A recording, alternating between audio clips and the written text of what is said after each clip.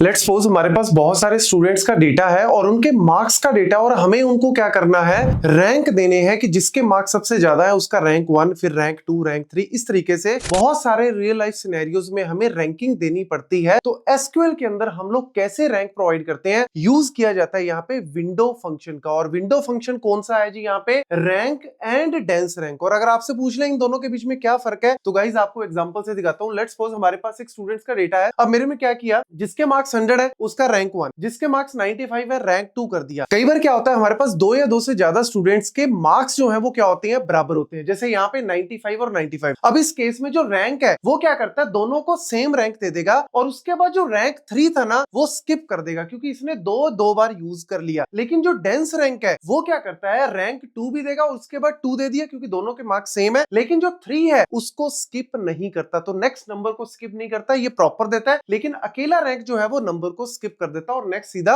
Rank 4 कर देगा। अब देख लेते हैं इसको यूज कैसे करते हैं जी। तो देखो, रैंक ओवर यूज किया जाता है। रैंक ओवर अगर आपने रैंक करना है तो रैंक ओवर, डेंस रैंक अगर आपने यूज करना है तो डेंस रैंक ओवर का यूज किया जाता है। ऑर्डर बाय हमने कर दिया मार्क्स, क्योंकि हम चाहते हैं कि जिसके मार्क्स सबसे ज्यादा है उसका रैंक 1, फिर कम, फिर कम, इस तरीके से ऑर्डर बाय कर दिया डिसेंडिंग में। और इस तरीके से हमने रैंक और डेंस रैंक को यूज कर लिया। अब आपको कहीं पे भी पूछ ले इंटरव्यूज में तो आप इजीली आंसर दे सकते हो।